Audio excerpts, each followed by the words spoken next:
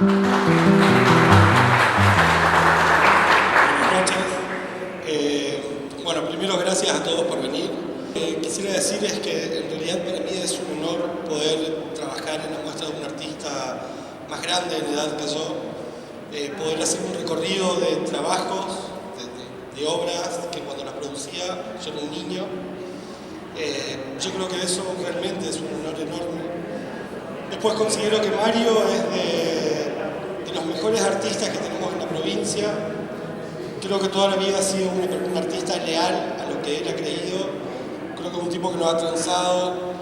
Creo que es una persona que ha desarrollado una imagen propia y ha sido sobre todo eso, fiel a sus creencias. En realidad yo lo conocí a Mario como a muchos otros artistas de Resistencia y del Chaco a través de Miriam Romagnoli, que era directora del Museo de Bellas Artes René Brusseau, y que fue una de las personas que me formó a mí en el ámbito de la historia del arte y en el contacto con los artistas. Y en esta formación yo también trabajé durante algún tiempo en el Museo de Bellas Artes, tuve afectadas horas del colegio, horas docentes afectadas en el museo. Entonces también participé de la organización de exposiciones, de salones, de diversas actividades dentro del museo, y ahí es que tuve contacto con muchos artistas, entre ellos con Mario, ¿no? Entonces ya desde 1995, 96 es que comencé a tener contactos con todos los artistas, digamos, pero en este caso con Mario en particular. Y posteriormente, bueno, yo organicé una muestra sobre artistas del Chaco, con, digamos, una muestra general de arte chaqueño, donde se seleccionó una obra por artista, porque era un espacio muy reducido del museo. Y bueno, ahí también estuve nuevamente en contacto con Mario para la selección de una de sus obras, y más adelante, ya a fines de los 90, también comienzo a ir a su taller, a ver sus obras. Él me invita y empiezo a ir como bastante regularmente, digamos.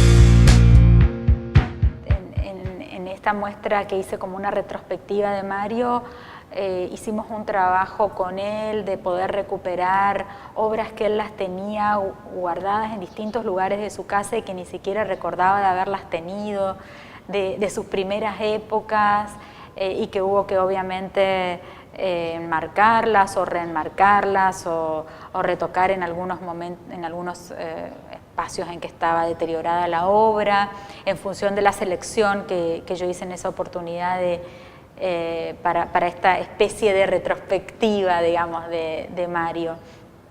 Él me solicita curar una muestra, ¿no? Él me pide que yo haga la curaduría de una muestra de él, y al habilitarme ese ingreso al taller se genera otra relación con el artista, ¿no?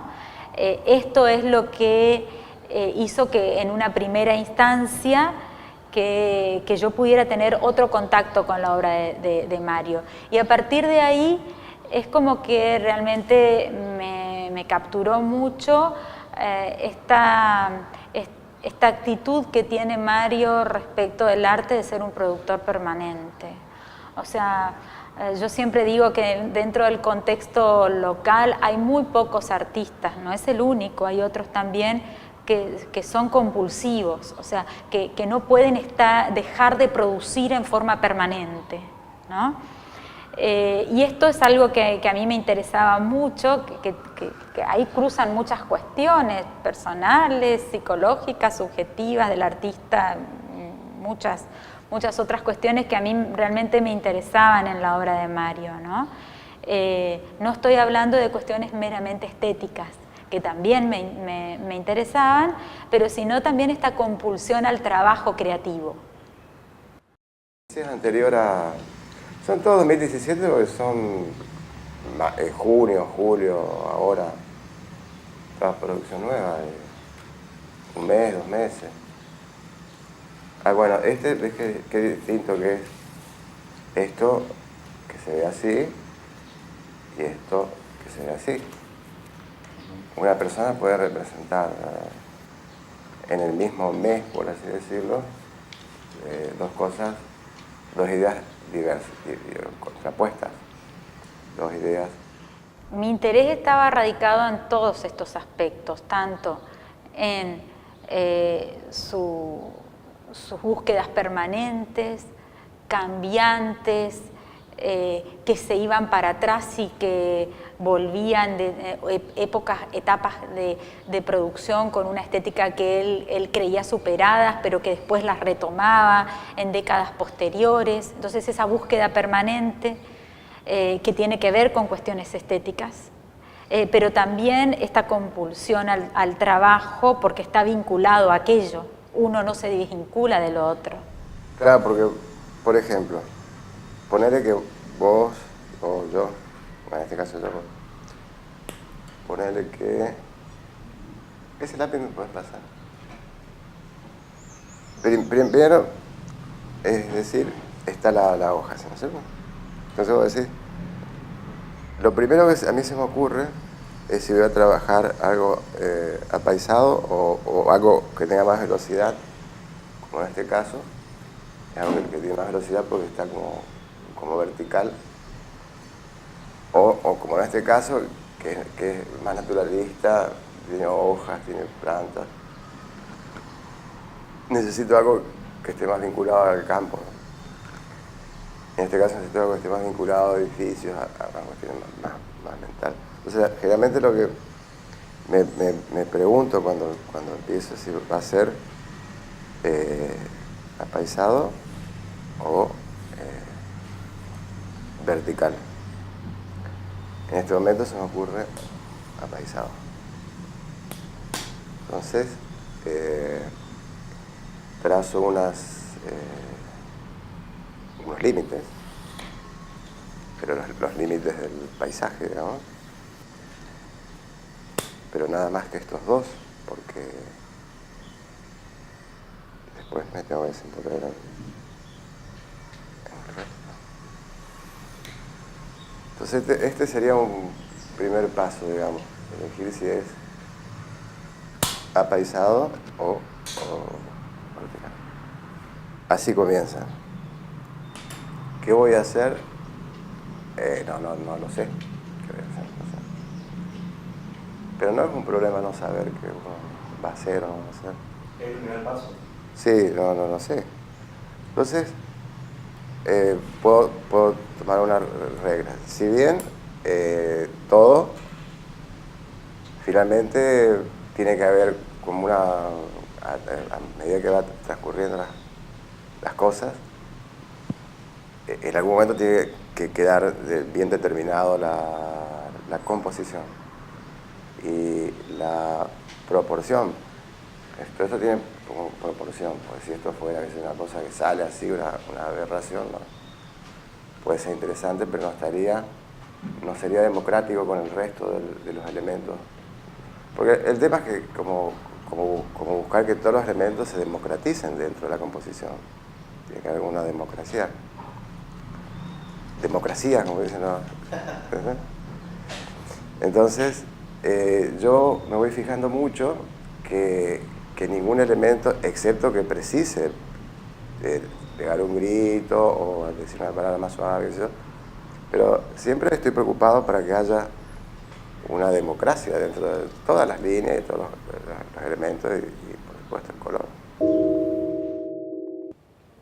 No recuerdo cuándo, pero fue después de esa primera oportunidad en que me interesó mucho la obra de Chamaco porque me impactó mucho. Digamos, ¿no? Sí, la obra de Chamaco a mí me pone la piel de gallina. En una oportunidad, para un trabajo de una maestría en una licenciatura en Bellas Artes que tenía que hacer Graciela, fuimos a fotografiar a la casa de Mario toda su obra, y hace unos años ya. Y en determinado momento estuve fotografiando desde la mañana hasta pasado el mediodía, y en un momento yo tuve que dejar de fotografiar porque no podía seguir fotografiando porque me faltaba el aire. Me faltaba el aire porque yo estaba viendo toda la obra de Chamaco pasar, así digamos, ¿no? Porque estaba fotografiando. Y veía todos los diferentes, las diferentes etapas de la obra de Chamaco, y me transmitían una cuestión que era muy fuerte, digamos, ¿no? Y que no estuve en contacto con la obra de los grandes creadores de la pintura, digamos, ¿no? En vivo e indirecto, digamos así. No estuve en el Louvre, pero estuve en otros museos y vi alguna obra en el Museo de Asunción, digamos. Y Chagall, que es un artista que tiene algunas cuestiones así muy fuertes, u otros artistas, digamos, ¿no? No me produce lo que me produce la obra de Chamaco. A mí me carga, digamos. Mario es un artista que, ubicado, digamos, si tomamos algún criterio de tipo generacional, ¿no? Es un artista que sería como una generación intermedia, por decir así, entre los artistas de los 60 y los de fines del siglo XX, ¿no? Es un artista que comienza su producción en los 80, en la década del 80, y que va a cubrir entonces ese espacio que lo que a fines en los 90 se decía de los artistas jóvenes, ¿no? Pero artistas jóvenes en relación a aquellos que habían sido sus formadores en lo que fue en la década del 50 y 60, la Escuela de Bellas Artes de la provincia y el Taller de Artes Visuales de la Universidad, originalmente llamado Taller de Arte Regional de la Universidad, que es donde comenzó su formación Mario.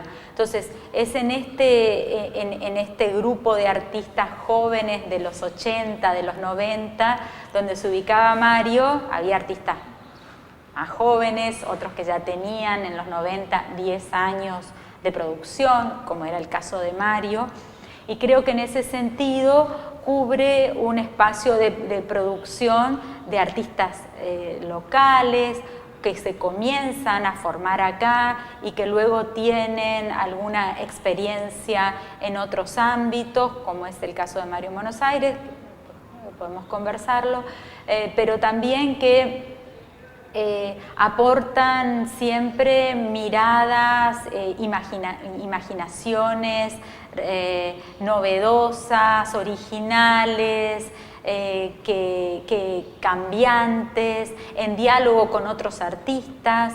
Mario es un artista que dialoga mucho con otros artistas en sus reflexiones sobre el arte.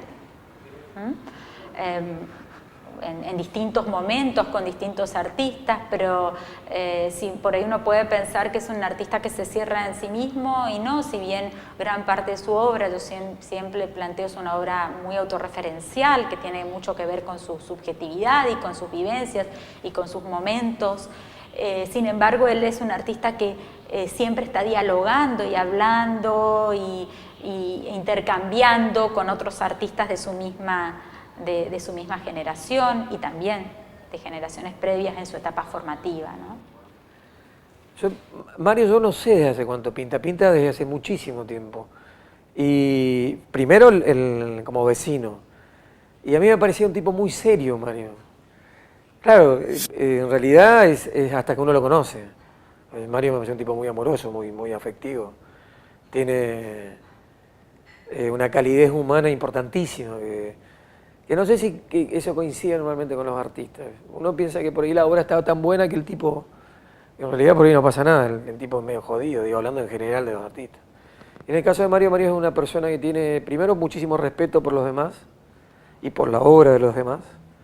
Tiene una mirada, hoy, una mirada profunda, pues tiene muchísima experiencia, así que uno recibe la opinión de él como una cosa muy importante, por lo menos en mi caso.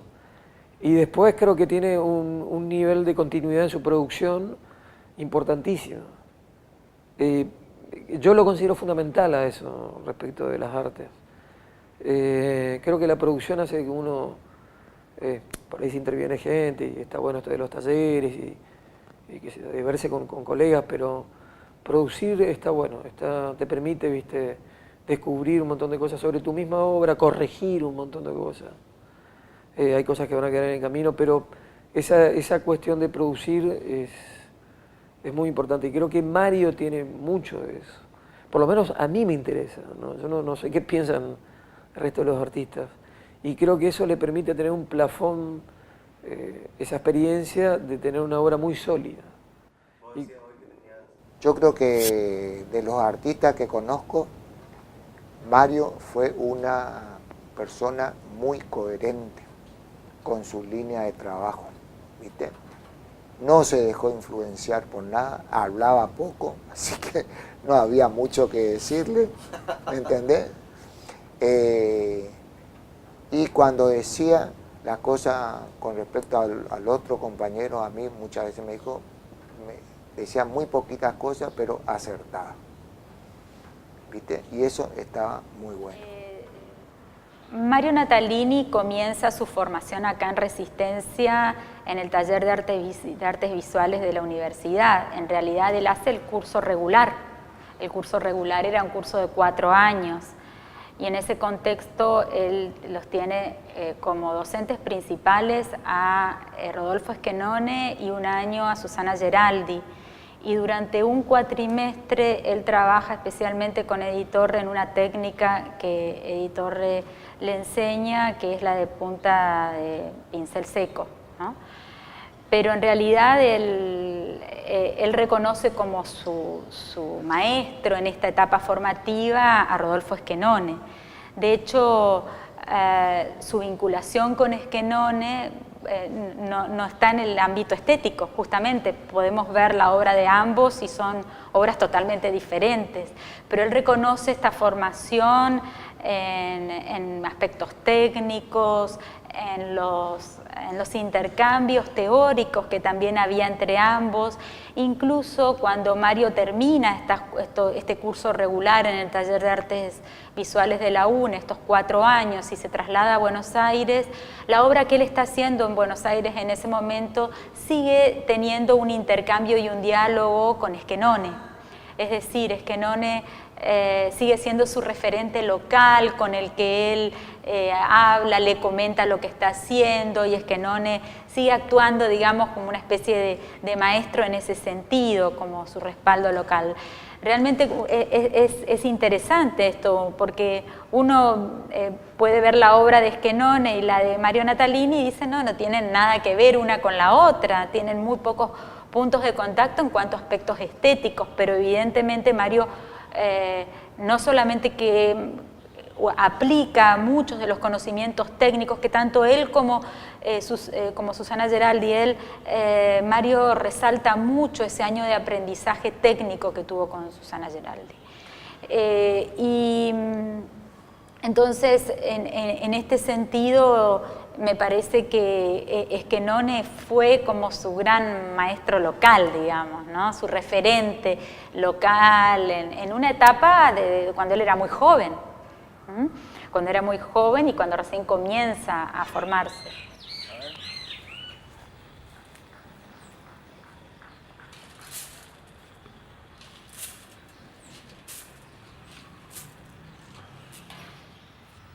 Después vienen para acá.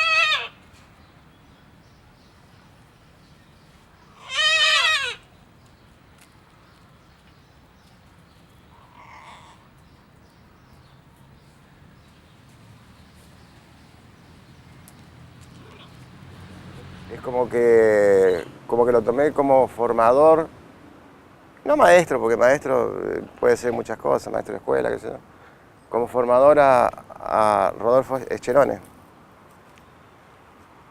Cuando no lo tenía, porque no me correspondía por el año, por el curso, lo pedía. Esa década del 80 en el taller estaba bueno.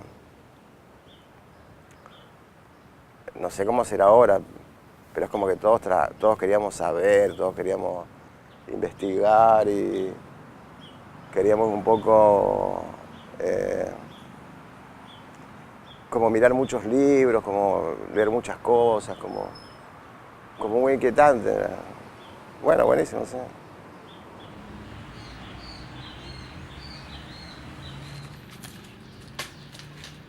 Los primeros que son más detallados, que tienen más, son multiformes, esos que estuvimos viendo, eran construcciones, pero construcciones a nivel de la pura fantasía, ¿no es cierto? Y ahí sí, ahí es más el espíritu, digamos, más, mucho simbolismo, muchas cositas así, en ese sentido. Entonces puede haber una cuestión simbólica que vimos, que puede tener más con el espíritu, con la fe, con la creencia, con lo que uno imagina. Bueno, él comenzó como algo que le gustaba mucho, que lo atraía mucho. Y yo estaba ahí con él nada más. Sí, me llamaban la atención los colores, las formas, las cosas exóticas que dibujaba y pintaba luego. Pero era el comienzo de algo. Después se fue como agrandando, como creciendo. Por ejemplo, en este garage, yo a veces lo acompañaba hasta las 6 de la mañana. Mientras él pintaba, yo le llevaba mate o simplemente estaba sentada al lado de él, rodeada de sus perros. En esta casa siempre hubo perros. Y así continuó, digamos, ¿no? Obviamente que el arte es la pasión de Mario. Eso no me cabe la menor duda. Él o sea, yo creo que él es el maestro del color. Y no lo digo yo solamente, lo dicen sus pares. Algunos de sus pares de acá, otros de otras provincias que lo conocen. El recurso del color, el uso del color, de cómo manejan los colores, me parece absolutamente particular, con un nivel de riesgo altísimo. La pintura es una cosa seria, digamos, no es pintar, no es la acción de pintar, tiene que ver con lo que uno sabe acerca del color, digamos, y cómo funcionan los colores, y de qué manera van a quedar en una composición. Entonces, para eso se necesita de mucha atención y de muchas cosas de prueba y error, porque, nada, y está esto que te decía de la experiencia. Entonces, él está trabajando con dibujo y con pintura a la vez, o sea, está texturando con negro, y la textura, nada, también es súper importante. Entonces está compitiendo con el color, lo cual no es poca cosa, digamos. Y creo que los que somos partícipes de su camino reconocemos que hay una situación así de mucha honestidad con su trabajo, con su imagen, sobre todo. Los que estamos hace mucho en el arte, como antes lo dije, vimos muchos artistas domingueros que cruzaron con éxito, con trascendencia, con premios. Y sin embargo, Mario es una persona que nunca dejó de estar honesto con su expresión, y eso es muy valorable. Denominado Arte 4. Conversamos con ellos y admiramos sus obras. Esta es la nota.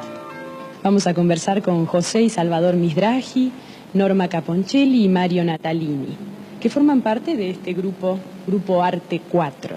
¿Cuándo surge y por qué surge este grupo? Bueno, hace un año que comenzamos a funcionar como grupo.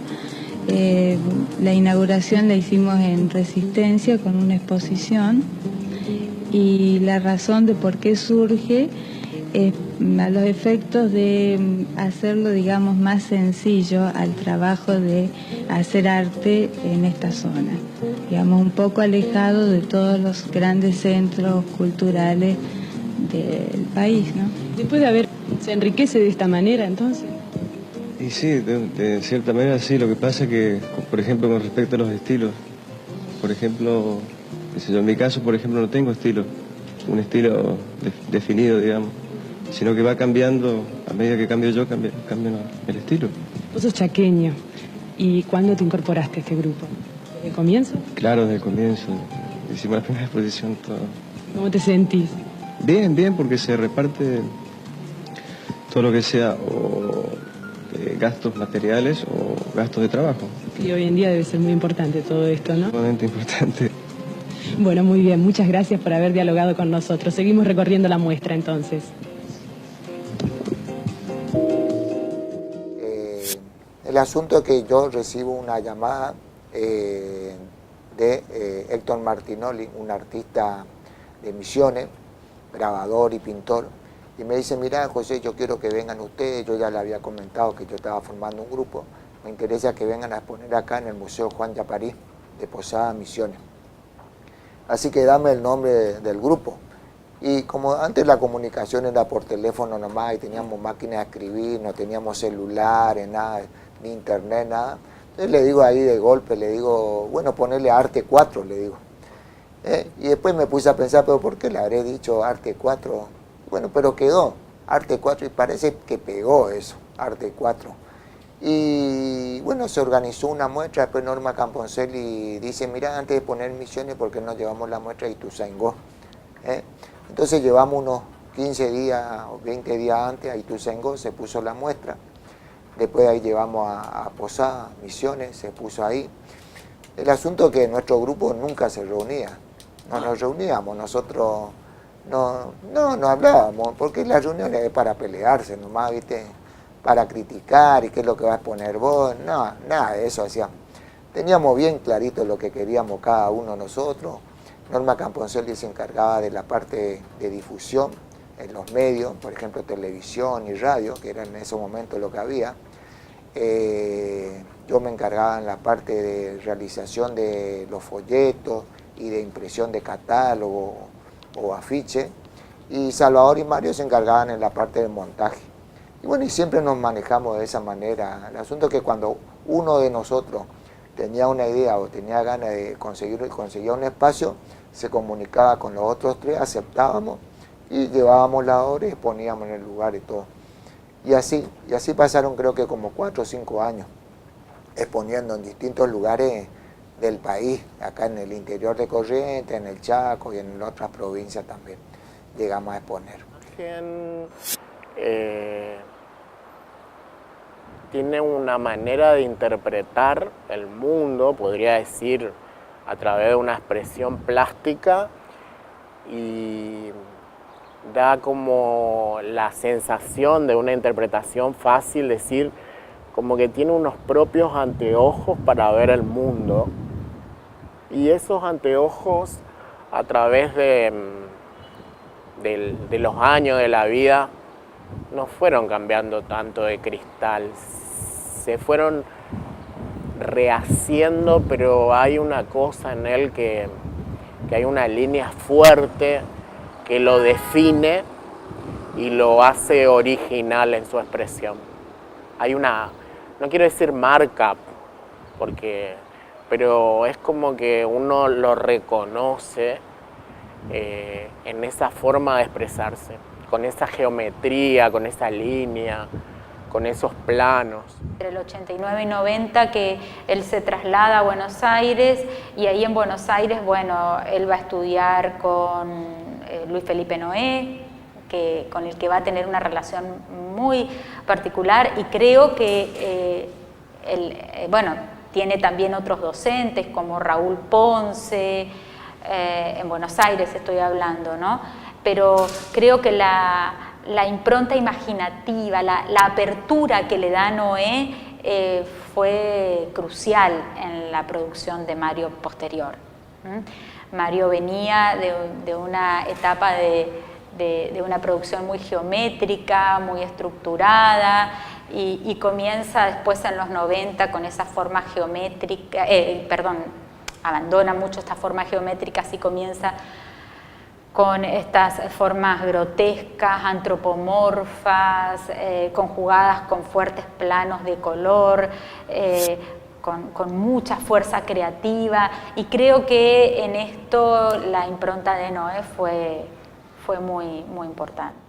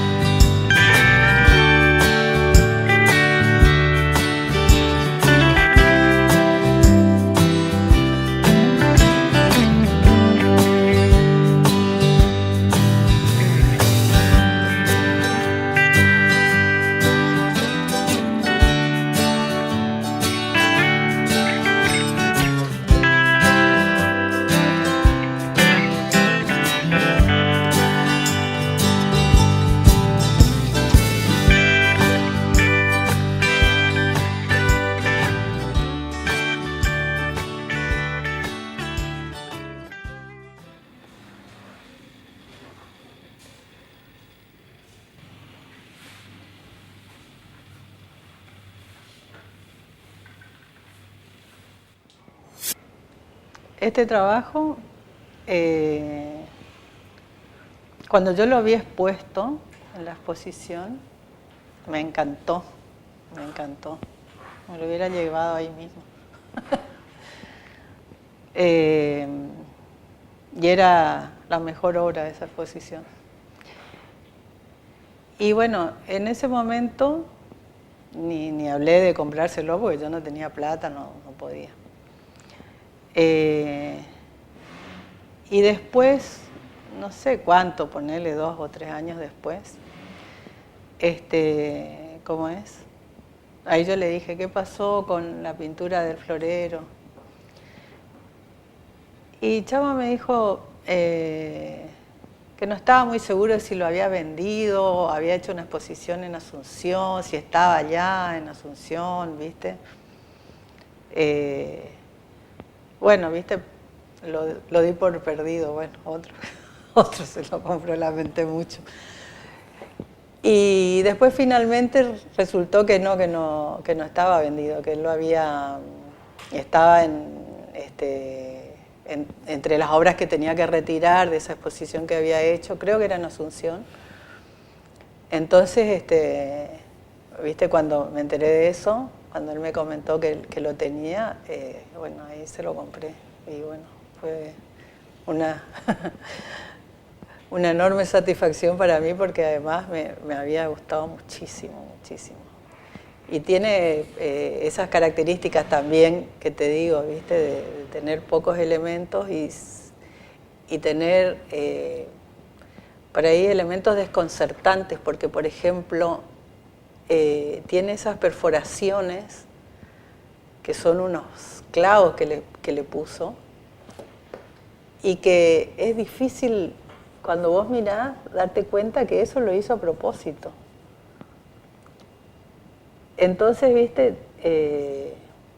O igual, por ejemplo, las cosas que parecen que están en la obra como como tapadas, que parecen como errores y que en realidad están hechas a propósito. O sea, entonces por ahí, viste, no es sencillo interpretar qué pasó ahí, viste. O sea, porque no es lo que parece. Sí, para mí yo disocio de lo que... Yo disocio Mario Natalini de Chamaco. Para mí Mario Natalini es mi amigo, digamos, ¿no? Es mi amigo, la persona a la que voy a ver, con la que charlo, con la que puedo charlar de múltiples cosas, digamos, ¿no? Una persona con la que conecto, digamos, que me pasa con muy poca gente, digamos. Y Chamaco es el esposo, el padre, Mario es el esposo, el padre, el amigo. Y para mí Chamaco es la bestia que pinta, digamos. Para mí Chamaco es una bestia. Lisa y llanamente.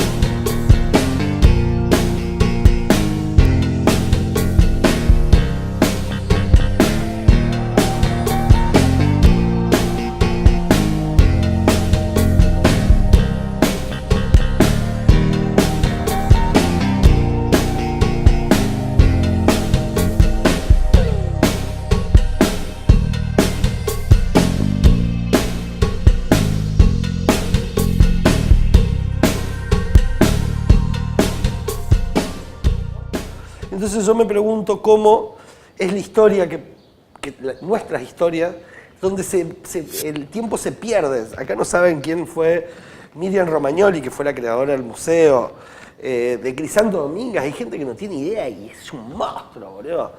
De Mario Natalini. Yo a veces hablo con pibes más, dicen, Mario, no tienen ni idea. Y es como una historia muy injusta, ¿me entendés? Porque se fagocita a sí misma. Es como tu árbol genealógico y se va perdiendo, ¿viste?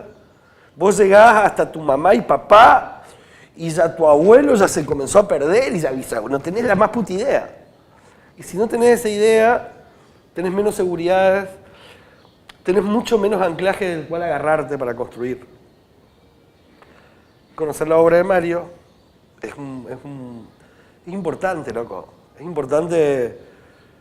importante para la ciudad esta, ¿no? Ha sido un tipo que se mantuvo siempre en su línea, ajeno a todo, un artista muy auténtico, sobre todo un artista. Porque hay gente que hace, pero no son artistas. Es como bastante claro, digamos. El artista tiene un chiquichaca, es como una cosita, con Jorge decimos siempre el chiquichaca, ¿no? Cuando vos ves una pieza que de ahí tiene chiquichaca, es cuando está pasando eso, ¿no? Es como un lugar casi entre incomodidad y fascinación, ¿no? Y está eso, y la obra de Mario lo tiene. Y qué importante es que muchos artistas jóvenes lo puedan ver, ¿no? Y puedan ver su recorrido, su obra, su trabajo. Son todas riesgosas, porque son todas composiciones no vistas, son cosas inventadas, y el riesgo que después, viste, que la gente no entienda es el riesgo, por ejemplo. Este es el obelisco chaqueño, ¿eh? Sí. Está ahí abajo el obelisco. Pero igual hay como una... Hay como toda una cosa ordenada de estructuras atrás del obelisco chaqueño. O sea, hay como un orden, digamos, que está hecho, no racionalmente, pero desde dentro yo busco que la gente comprenda las estructuras, que comprenda. Pero de hecho que eso no lo manejo conscientemente, sino que lo tengo incorporado, lo voy incorporando a medida que alguien me dijo que lo ordene, por ejemplo, no es. Deja hacer una cosa así, así, así, así. Pues si bueno, te dijo tal cosa, ya está. Después vos trabajás, después te sale o no te sale, ya es otra historia. Bueno, en realidad la imagen pictórica de Mario es cambiante permanentemente, y no solamente pictórica, él también incursionó en la fotografía. No podemos hablar de una imagen, es un cambio permanente, y como decía antes, muchas veces después de 30 años retoma esquemas compositivos, formas de representación de otros momentos. Por ejemplo, ahora está trabajando con muchas figuras geométricas que tienen alguna reminiscencia, no en los colores, pero sí en la geometrización a las obras primeras de la década del 80. Pasó algo que fue increíble, que había una pintura del 83 con una pintura del 2000, no sé cuánto, 5, y no tenían nada que ver desde la formalidad, pero si vos las ponías juntas era increíble, pero realmente eran la misma pintura. Era el modo en que estaba compuesta, como la dinámica interna de la obra, la cuestión cromática, y si se quiere una cuestión casi de imaginario, ¿no? El abordaje era muy distinto, una era como más geométrica, la otra era mucho más gestual, pero la estructura interna, lo que había por detrás de la superficie, realmente era lo mismo, boludo. Y eran obras que tenían 25 años entre una y otra, lo cual me parece, viste, es un flash, loco. Si ahí no hay un ser auténtico que está produciendo, qué sé yo. El color va al final y va definiendo todo lo que sea estructural, todo lo que necesite un acento, lo que necesite un acento para que se note más todo lo estructural, todo de lo ya hecho. El color va por último en este caso. Claro, ahí. Para que esto se vea así, para que esto se vea así o así, para que se vea como uno quiere que se vea. Una fachada, una cosa de un determinado ángulo, una pared. Por ahí cuando son muchas líneas no alcanzamos a verla, pero sí trabajamos con... Acá va amarillo, esto va a estar iluminado, esto azul, esto va a estar como más profundo, más en sombra, en la misma fachada. Uno puede jugar con todo ese tipo de cosas. ¿Se entiende? ¿Sí? Sí, que es la cosa que se puede hacer también en el sombreado, trabajos con grises, perspectiva por color, perspectiva por grisados, perspectiva por distancias y perspectiva por perspectiva misma, que en este caso son perspectivas múltiples. Eso es lo que creo yo que no mucha gente trabaja, que son las perspectivas múltiples y simultáneas.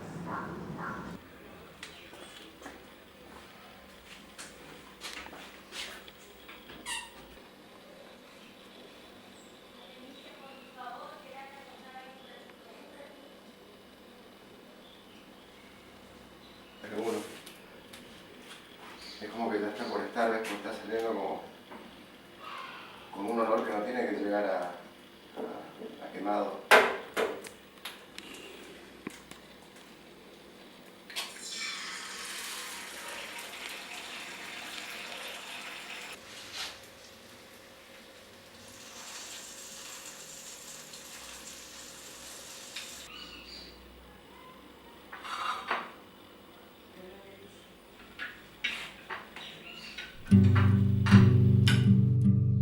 Bueno, huevo frito con pimienta. Y normalmente,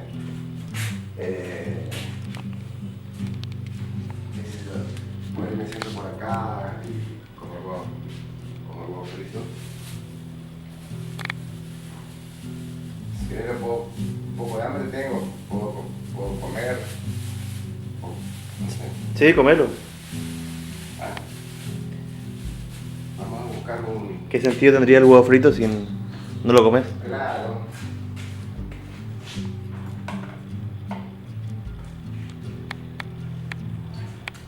a Asunción, un lindo hotel. Había como huevos, como tocinos, pero el huevo era revuelto. No sé si querés un poco. No, disfrutalo. Te puedo dejar un poquito si querés. Bueno.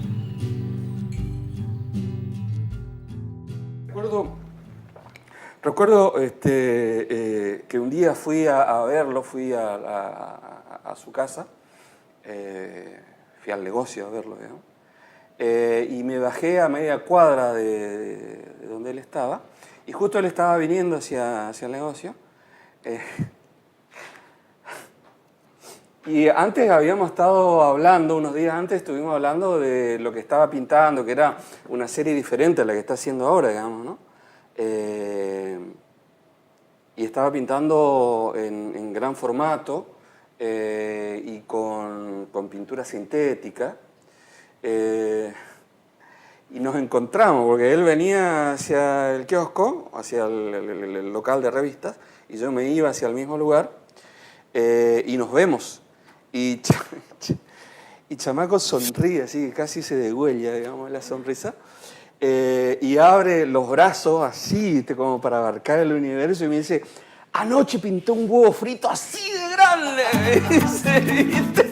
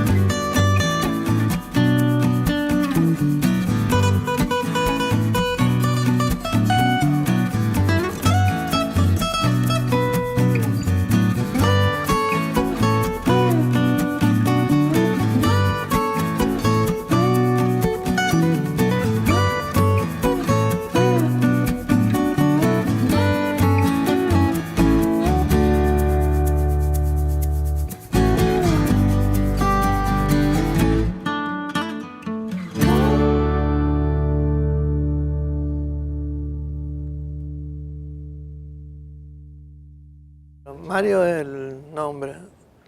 Y Chamaco desde chico, no sé por qué le decían. No me acuerdo.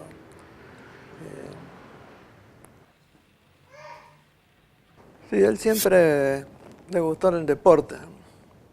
De chico, sí. Nosotros íbamos siempre al club universitario y a nadar o a jugar al básquet, cosas así. Durante todo el tiempo, claro. Supongo que era hasta que se casó, después cambiaron las cosas. Y el tema de la pintura, eso empezó cuando salió del colegio nacional, porque él iba a estudiar agronomía, empezó y después se dio cuenta que no era lo que le gustaba. Entonces se inscribió en el instituto de la universidad, taller de arte regional, y ahí siguió todo el curso. Después anduvo en Buenos Aires, también estuvo. No me acuerdo cuánto tiempo, un año más. Sí. Claro, él está en esa casa que vive la madre nomás. Pero que fue la casa que se hizo cuando ellos eran pequeños todavía. Porque cuando yo vine acá al Chaco en el 59, recién empezamos a construir la casa esa. Así que al principio estuvo en otro lado. Pero desde que tenía ya 5 o 6 años ya estaba ahí ya. Este chamaco, este era un primo de mi padre que ya falleció hace mucho. Y estos son los hijos del primo de mi padre. Es de apellido Simón, Roberto Simón. Este es chamaco, con el primer auto que tuvo la familia de mi madre.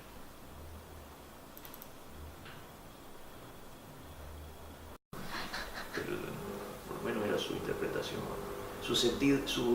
su sentir cuando lo dibujo.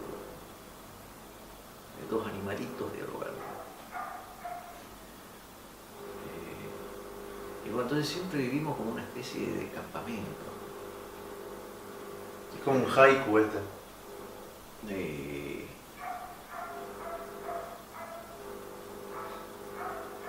Y ahí me mataste. Me parece un poema.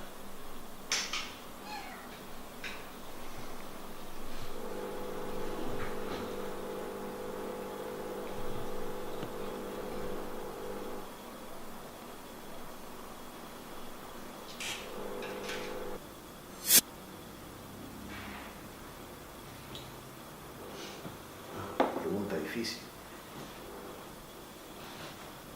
Hay una categoría navegante que es el navegante solitario. Al estilo, no sé si escuchaste hablar alguna vez de Vito Dumas. ¿Un filósofo? No, era un navegante, un personaje rarísimo, desde el año 30. Me parece que fue el primer tipo que cruzó a nado el Río de la Plata. Joder. Y después fue a Francia, se compró un barco de madera, lo trajo él navegando solo, y ese tipo dio la vuelta al mundo navegando solo. Maestro. O sea, extraordinario. Está en cualquier enciclopedia de navegación está el tipo. Pero fue el primero en dar la vuelta al mundo en solitario, siguiendo los 40 grados de latitud sur, que creo que le llaman los 40 bramadores o algo así. Es jodido porque es una zona donde siempre hay mal tiempo. Y el tipo, bueno, hizo, es un ejemplo de, hay mucha gente que hace eso, agarra un barco. Hace en el año 2000 una nena de 14 años que dio la vuelta sola, por supuesto, debía tener más años de navegación que de vida. Y yo lo ubicaría por ahí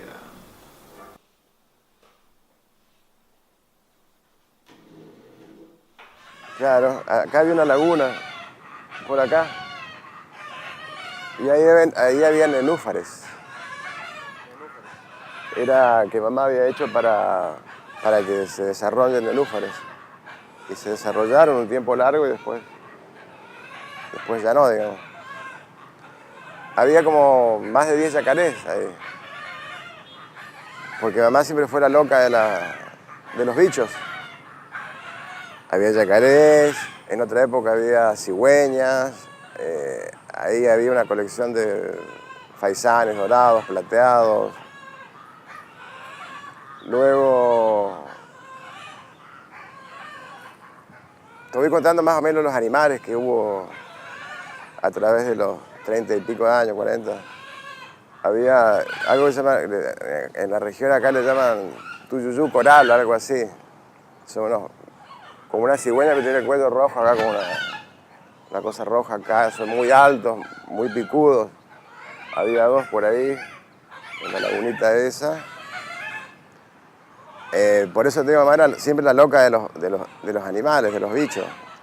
Había un puma se llamaba Shiva, hasta que tuvo problemas con los vecinos, porque se van creciendo y se van poniendo... Bueno, no llegó a eso porque crecieron un poquito y lo regaló, digamos. Pero digamos que esa sería eso y las plantas y todo esto sería la parte donde mamá desarrolló su parte estética o lúdica, digamos. El jardín y tantísimos animales que más o menos te voy contando, que por ahí algunas imágenes tengo en diapositiva de aquella época. Imágenes que mandamos a Buenos Aires para que las mejoren. Diapositivas viejas mejoradas, que se ven muy bien los tuyuyú, se ven muy bien los yacarés.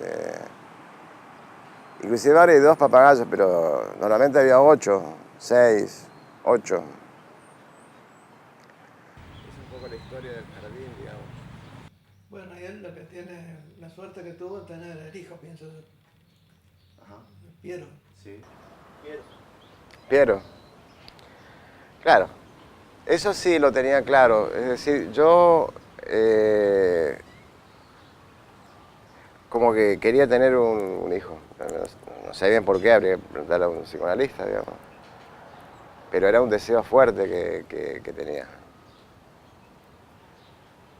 Por ahí dicen que cuando uno quiere tener hijos, quiere tener descendencia, porque tuvo una infancia bastante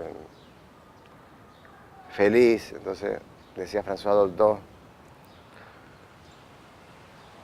Y, sí, creo que sí. Y era como un deseo fuerte, ¿eh?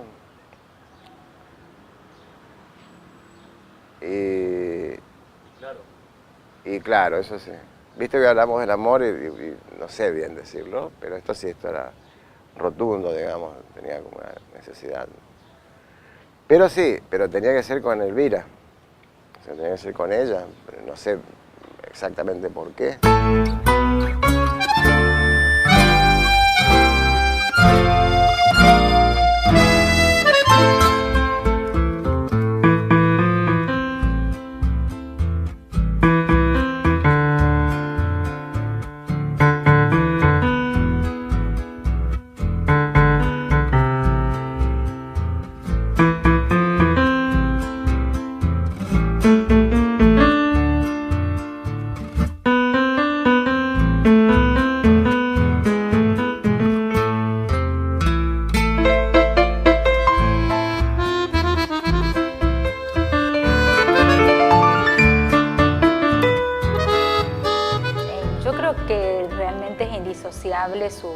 Su vida de su obra, ¿no? Pero lo creo en él y en cualquier artista. Particularmente en él lo que yo planteo es que influye muy directamente en la estética, en las problemáticas que aborda, en los colores que utiliza, los distintos momentos en que él está pasando y sus situaciones personales, ¿no? Más allá de que en cualquier artista es indisociable su vida de su obra. Aun cuando pretendan una mayor objetividad respecto de la obra. En el caso de Mario es eminentemente subjetivo. La obra es la obra, digamos, y la persona es la persona. De hecho, a mí me llevó mucho tiempo entender que hay dos personas, digamos. O sea, uno es el Diego artista y el otro es el Diego persona. El Diego persona paga impuestos, se levanta a la mañana, lleva al hijo a la escuela, cocina, tiene que limpiar. Y el Diego artista hace otras cosas, digamos. Y tratar de entender de que no es una cosa de esquizofrenia, sino que realmente son dos caminos, ¿no? Que están por el mismo cuerpo, la misma persona, camina en eso, pero son dos energías, digamos. Yo no sé si conociendo al artista, conocer a la persona, y realmente no sé cómo se da eso. Seguramente otro puede ver eso, ¿no? Pero creo que desde el lugar de artista es como...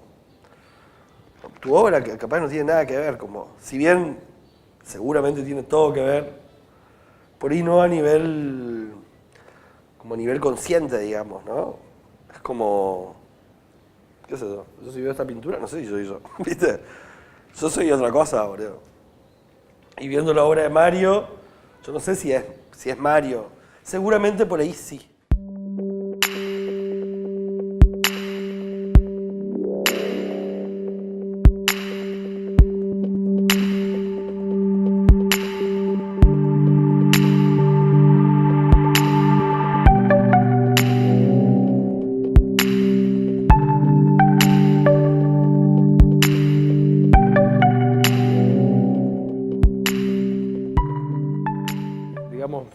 Él vivía, yo fui vecino de él en la infancia, vivía frente a la casa donde él vivía con la madre o con la familia, y tenía una casa que era un zoológico, la madre, era excéntrica de los animales, digamos. Tenía una laguna en la cual tenía una pareja de yacarés, pero yacarés no de 2 centímetros, eran yacarés de de 2 metros, 2 metros y medio algunos. Y tenía como 7 u 8 yacarés. Tenía flamencos, creo que eran, o no sé si eran cigüeñas, o unos de esos, ¿viste?, plumíferos gigantes. Y tenía perros, y llegó a tener...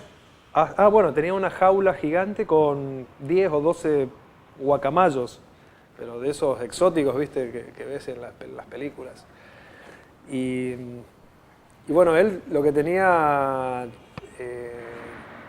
llegó a tener hasta un puma en la casa, un puma cachorro. Y me acuerdo, la anécdota fue que un día al lado vivía un arquitecto que tenía 7 hijos, o 6 hijos, creo que eran 6 o 7 hijos. Y estaban en la pileta los chicos jugando y apareció el puma. Así que a partir de ahí el puma se fue de la casa, digamos, y tuvo temor, ¿viste?, de que vuelva a escaparse y pueda tener algún problema con los vecinos. Y lo terminó, no sé, donando a un zoológico o algo. Pero tenía un patio que era, bueno, todavía lo tiene, un patio, no sé, de 30 por 30 más o menos, que eran plantas y estos bichos. Este es el músico y pipa, que es el que él no me lo quería vender, que estuvo en la presentación de él en Buenos Aires. Y había el otro que no me acuerdo cuál era, pero era como una figura que estaba volando, como atajando un penal parecía, pero también así en este estilo de tinta china y acuarela.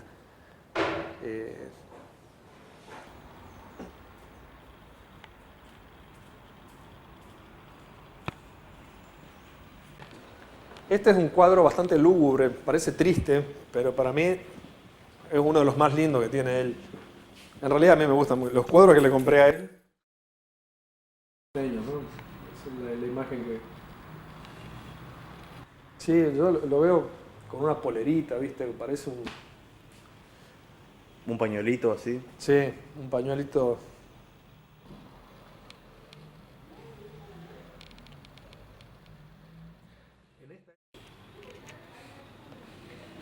Tendría que cambiar el marco ahora, pero este fue uno de los que más me gustó. Y si prestás atención, vas a ver que en el costado tiene como la misma figura, pero dibujada, no sé, la sombra, parece el fantasma, ¿no?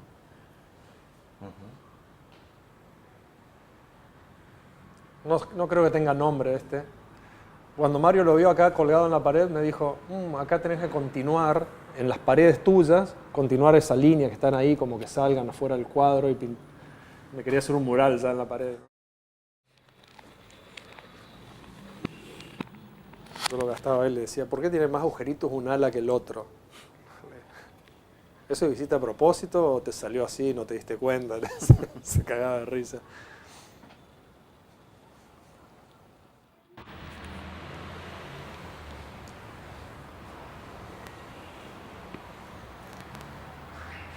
Un sol con pilas.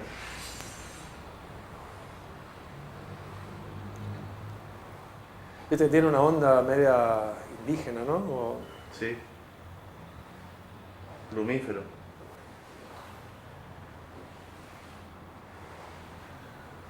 Y es el más estridente de todos. ¿Algún nombre de este cuadro? No, este no. Este es donde estaba el chico en proceso. Sí, que era esto teóricamente.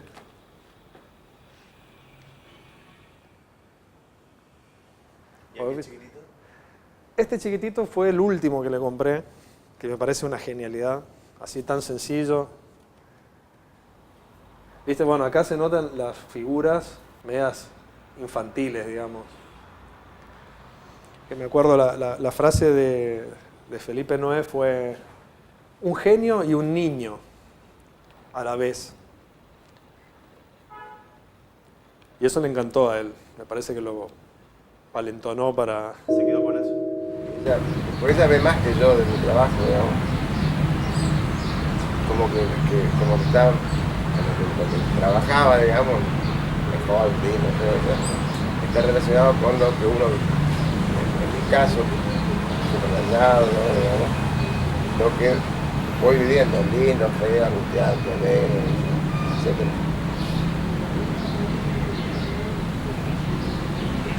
bueno, por ahí me da un embole porque por ahí veo épocas que no estaba muy feliz y las representaba y hoy las veo y me da una angustia bárbara.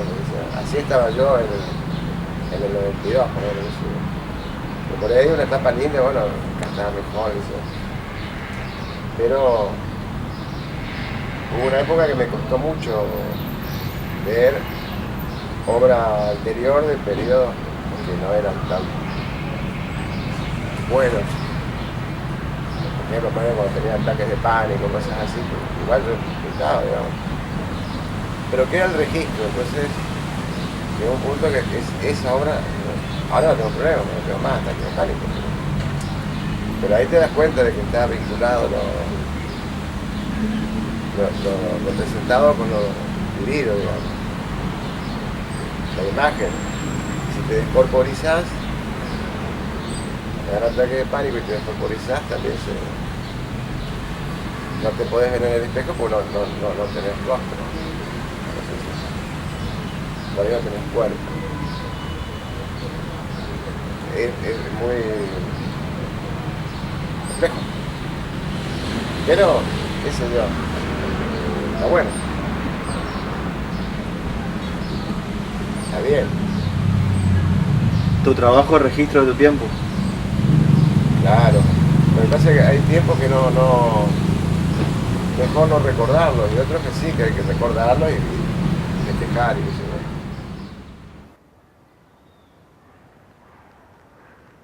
Bueno, en realidad la imagen pictórica de Mario es cambiante permanentemente, y no solamente pictórica, él también incursionó en la fotografía. No podemos hablar de una imagen, es un cambio permanente y, como decía antes, muchas veces después de 30 años retoma esquemas compositivos, formas de representación de otros momentos. Por ejemplo, ahora está trabajando con muchas figuras geométricas que tienen alguna reminiscencia, no en los colores, pero sí en la geometrización a las obras primeras de la década del 80. Entonces, yo creo que lo que sí caracteriza de manera muy general a la obra de Mario es lo vivencial, lo experiencial. En todas estas distintas etapas por las que él puede ir cambiando, siempre hay principalmente un fuerte sentido biográfico en su producción. Si uno ve las obras de hace 17 años, 16, 17 años más o menos, que es cuando nace su hijo Piero, realmente es una etapa con una serie de obras donde hay un proceso liberador, esperanzador, y en otros momentos sus obras parecerían mucho más oscuras en cuanto a los contenidos de su producción, pero también en cuanto a los colores que utiliza. En cambio, cuando nace Piero es realmente un quiebre significativo en su producción. Y años más adelante, por ejemplo, nos encontramos con una serie de obras donde él juega con su hijo, juega con los juguetes de su hijo y fotografía esos juguetes o realiza obras con su hijo, que era pequeñito, que era un niño, ¿no? Entonces, esta etapa lúdica de Mario se corresponde con una cuestión también netamente biográfica, ¿no? Que tiene un hijo que tiene 4 años y con el que él está intercambiando.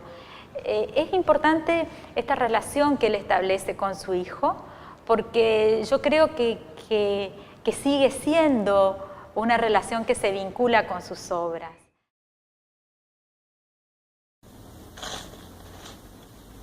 Buen día. Buen día, ¿cómo le va? Le vamos a hacer unas preguntas sobre ¿Usted cómo se llama? Piero Natalini. Bueno. Empresario, administrador de empresa, la empresa Coca-Cola. Correcto. Bueno. ¿Por qué motivo está aquí reunido conmigo? La serie, para realizarle una serie de preguntas. ¿Sobre? Sobre su carrera artística. ¿Usted está filmando por ahí? Bueno. Está grabado, ¿eh? Que conste en acta. Bueno. Bueno, yo le voy a hacer el cuestionario, ¿no? Sí, claro. El cuestionario es libre, así usted pregunta lo que quiera nomás. Y va a ser unas 5 bueno, preguntas. Primero, antes que nada, como en toda producción, por hay que decir que yo me llamo Mario Natalini, etcétera, etcétera, pintor chaqueño, dibujante, etcétera. Va a ser una serie de preguntas, unas 5 o 6 preguntas, digamos, un par de preguntas. Sí, sí. Y que, bueno, la primera pregunta, digamos, sería ¿cómo fueron sus primeros años, su inicio en el arte? Sus primeros estudios, sus primeros logros. Bueno, mis primeros años cuando cumplí 1 año, 2 años, 3 años, 4 años. Bueno, en el arte más tarde, digamos, algo así como a los 21, 22, me empecé a formar en taller de artes visuales, acá taller que depende de la Facultad de Arquitectura. Y bueno, ahí tomé mis primeras herramientas ya hace muchos años, estamos hablando de 1982, 83, ¿Con qué profesor? 85, 86. Profesor, bueno, estuve con Rodolfo Chenone, con Susana Geraldi, con Editor, en fin. ¿En Buenos Aires? Esa sería la primera etapa de la formación, digamos. ¿Sus primeros logros? Mis primeros logros, bueno, no sé bien qué es la palabra logro. ¿Logro en el sentido artístico o logro en el sentido de premio? O de logro premio, en el de sentido premio.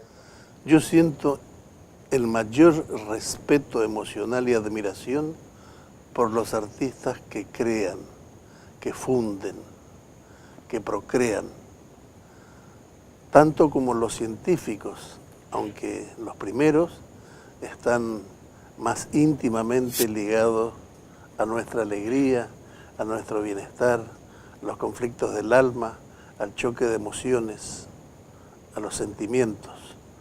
Y los científicos a los productos que ya forman parte de nuestra vida de modo invisible. Cuando sea el fin de los tiempos, nadie se va a acordar el nombre de funcionarios, ni de dirigentes, ni de referentes políticos o de seguridad, de ninguna fuerza. Va a prevalecer el arte a través de todos los tiempos. Y eso es conmovedor y eterno. Mario revela en sus pinturas, al menos así me parece, diferentes ecuaciones de vida. La que explora el universo y lo hace desde su pequeña villa, su casa, tan lujuriosa en naturaleza, en aves raras y exóticas, en su pequeña familia, en las cosas simples de un hombre bueno, que parece tal vez atrevido o revolucionario hablar de un hombre bueno cuando no es la condición que privilegia la sociedad actual. Pero su pintura es una pintura enternecedora, crispada algunas veces, muestra toda una revolución o una evolución interior que se desprende de las formas convencionales para ir armando y descifrando otros significados que atraen, con colores fuertes, con colores vivos, con trazos marcados, bien definidos, sin estar sucios ni chorreados, muestra tajadas, porciones de una realidad onírica, linda, amable, a pesar del dramatismo que revelan, esta búsqueda, como la de todos los pintores o artistas, que expresan hacia afuera aquello que les bulle adentro. Mario es un muy buen hijo también, y todas esas formas de relacionamiento con el otro, sobre la base de respeto y tolerancia, hacen de esta obra una cosa linda. Su producción actual, las primeras mías son de 1988, son más reducidas, son más accesibles porque reflejan una síntesis tal vez urbana, tal vez la reducción cósmica de sus ideas y sensaciones, a una geometría que muestra tal vez los algoritmos de su personalidad, ya madura, ya con carácter docente, quizá con menos exploración y sí con una exposición directa, ya no de búsqueda, sino de enseñanza. Bueno.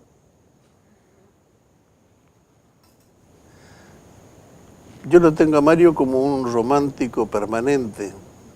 Aún ahora hombre adulto, también muestra su aspecto suave, cariñoso, de ternura, que se advierte en el trato. Hace muchos años, cuando era jovencito, tenía un auto de colección, una marca alemana Borgward. Lo tenía flamante, impecable, como una de sus telas terminadas. Lindo, pequeño, un auto raro, que era una joya mecánica. Era el único auto que había en el Nordeste. Y con ese se trasladaba. Y era una obra de arte doble, una fórmula binaria. El artista manejando en una obra de arte mecánica que él disfrutaba mucho. Claro, eso, por ejemplo, si fuera un empleado público no tendría ese drama, porque no quedaría registrado en imágenes esa dictadura que se dio que uno tiene en ciertas épocas. Vos vas a trabajar, volvés. En este caso, yo tengo que hacer una lectura de 36 años, es como bastante complejo porque vos ves y acá está vacía, acá está vacía. Y aparte, bueno, uno se dedica a esto, tiene una memoria visual y aparte también tengo buena memoria no visual. Que tú estás revisando y te abruma. Porque te tira a momentos que mejor no hablar, digamos.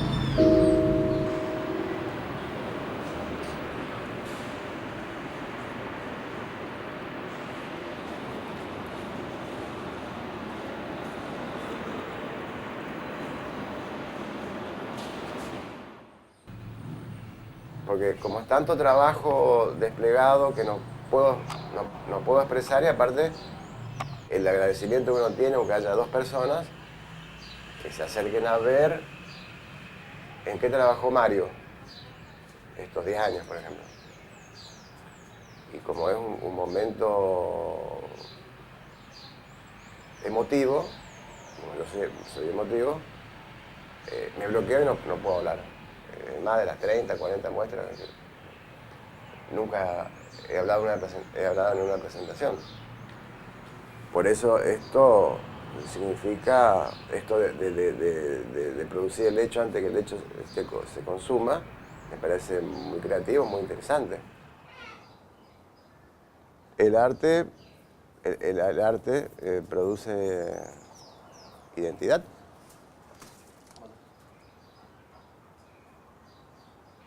Y la identidad lleva mucho tiempo, digamos, de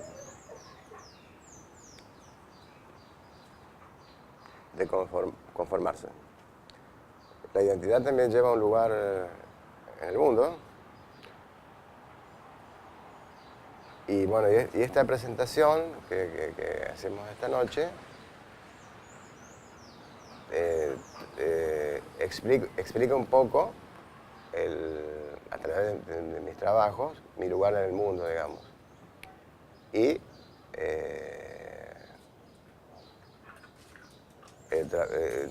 el trabajo se completa muy bien o cumple su recorrido cuando la gente los ve y los recrea.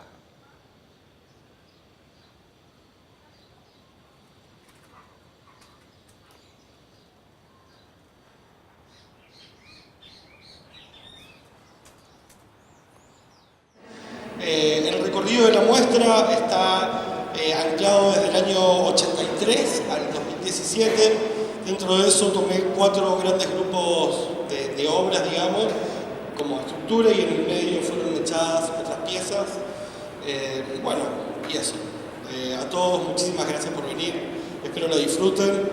Creo que es una gran muestra. Creo que es muy importante que reconozcamos a nuestros artistas, que construyamos nuestra historia, y en este caso nuestra historia del arte, ¿no? Que es distinta a la historia del arte de otros lugares, o la historia del arte del país. Es una forma de entenderse uno ahora en este momento de nuestra contemporaneidad. Mario, para mí ha sido un maestro, además yo lo conozco desde chico. Es de los primeros artistas que he admirado. A todos, muchísimas gracias.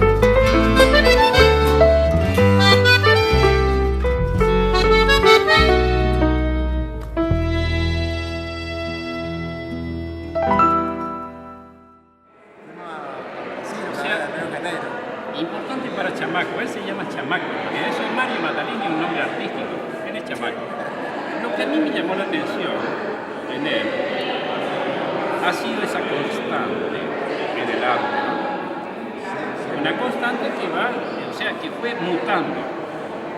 Esa es una época del 80 y largo, casi 90, y ahora está en aquella época, digamos, de trazos lineales. Eso es 17. 17, sí, todo. Sí, absolutamente. Reflejando, porque sus cuadros, digamos, quien no lo conoce no sabe qué refleja, pero en realidad Chamaco es un profundo pensador social. Siempre mató lo social. Obviamente. ¿Quiere gastar la partida?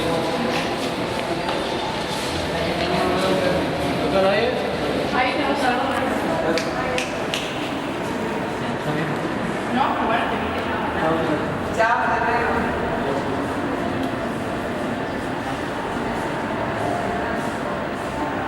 Excepto en el Borges,